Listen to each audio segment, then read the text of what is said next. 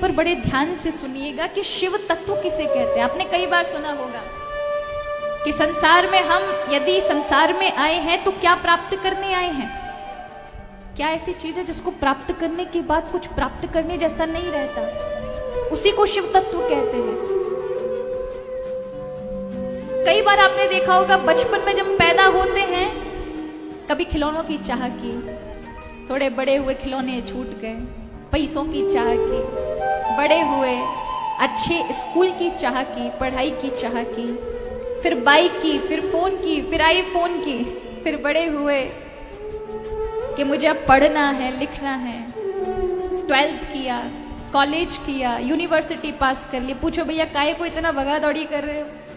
पैसा कमाना, पैसा पैसा पैसा भी कमाने के लिए अच्छी कंपनी मिल गई, अच्छी जॉब, अच्छा बिजनेस कर रहे हैं, अच्छा व्यापार है। फिर पूछो भैया पैसा किसके लिए अच्छी पत्नी मिल जाए, पत्नी भी मिल गई, फिर भी भगे जा रहे हैं। चाह खत्म नहीं, अब चाह और बढ़ गई है। अब पत्नी के लिए, पत्नी हो गई तो पुत्र भी चाहिए, बालक भी चाहिए, अब बालक आ गए तो पढ़ने भी चाहिए, पढ़ने के बाद कुछ नौकरी मिल लगे, अब बहू भी आनी चाहिए। मरने के बाद भी बताइए चाह आपकी हमारी कितनी दूर तक ले गई हमें। मृत्यु की सैया पर पड़ा हुआ वृद्ध भी चाह करता है, वो मरे नहीं। अभी तो पड़ पोते का मुख देख करके ही मरे, सोने की सीढ़ी चढ़ने को मिलेगी। कितनी चाह। क्या कभी मन ने ये कहा कि बहुत मिल गया अब नहीं चाहिए, मेरे पास जो भी है मैं उसमें संतुष्ट हूं, मुझे कुछ ना चाहिए, बस हो गया। कभी नहीं आता ये समय।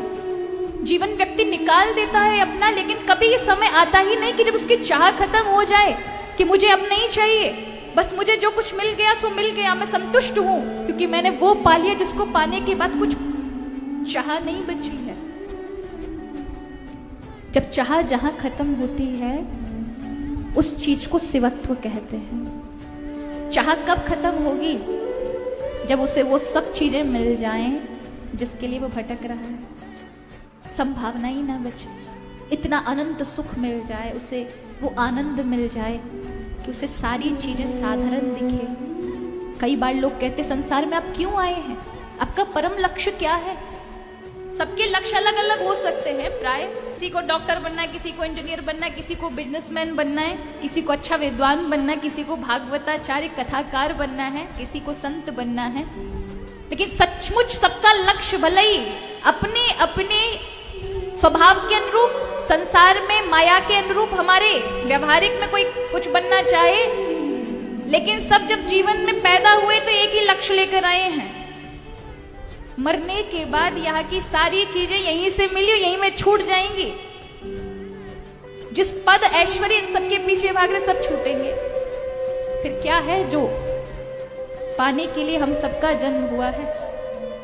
और वो है प्रकाश, वो है सत्य, वो है शिवत्व। हम संसार में इसलिए आए क्योंकि हमने प्रकाश से अपना मुख मोड़ लिया और अंधकार के साथ समझौता कर लिया। अनंत जन्मों से माया में लिप्त होकर के केवल सुख ऐश्वर्यों को भोगने के कारण भगवान की ओर तो मुख किया नहीं। जो प्रकाश है, प्रकाश होगा तो अंधकार भाग जाएगा, है या नहीं? अंधकार भागेगा ना।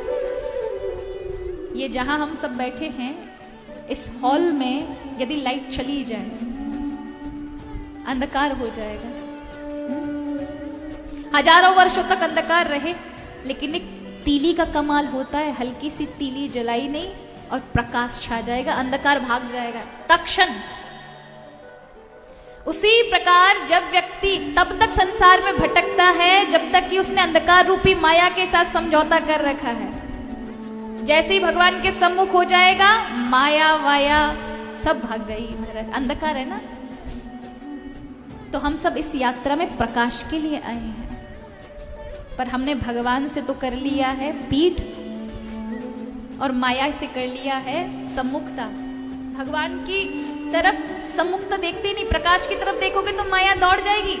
अर्जुन को कहा भी तो है, अर्जुन ने पूछा भगवान माया कैसे दूर होगी?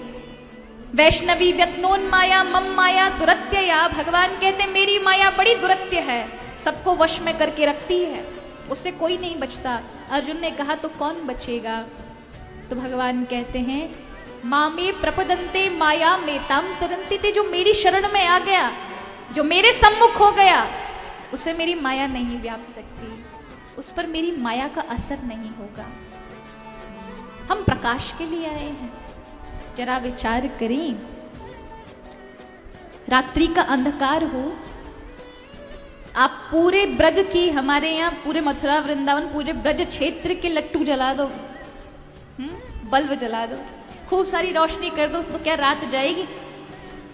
दिन आ सकता है, दिन उदय हो सकता है? कितना प्रकाश आप फैला दो, पूरा भारत जगमगा दो ना, तो भी हमारा रात्रि नहीं जा सकती। पूरा भारत ही नहीं, पूरा विश्व मिलकर के टिमटिमाए, करोड़ों अरबों हेलोजन लगा दे महाराज, फिर भी रात्रि नहीं जा सकती। रात्रि तो केवल सूर्य से ही जाएगी। सूर्य का उदय होते ही कालिमा छट जाती है। उसी प्रकार भगवान सूर्य के समान हैं। उस प्रकाश के लिए ही हम आए हैं, उस शिवत्व की प्राप्ति करने के लिए ही तो हम आए हैं। वह कैसे मिलेगा? आज कहा कि वह शिव महापुराण को यदि कोई श्रवण करे तो उसे इसी जीवन में भगवान के शिवत्व की प्राप्ति होती है। सारे कर्म, कहीं भागने की आवश्यकता नहीं कि कुछ छोड़ना पड़ेगा। सब कुछ होने के बाद भोग, भुक्ति, मुक्ति दोनों प्राप्त होगी। भुक्ति माने भोग, मुक्ति माने मोक्ष, दोनों प्राप्त होते हैं। इसलिए कहा यत पुण्यम सर्वदानेषु सर्वयज्ञेषु वा मुने शंभो पुराण श्रवणात् तत्फलम निश्चलम भवेत्। जितने भी अश्वमेध यज्ञ, राजसूय, संसार में जितने दान होते हैं, उन सबका जो फल है वो सिर्फ शिव महापुराण श्रवण करने का फल है।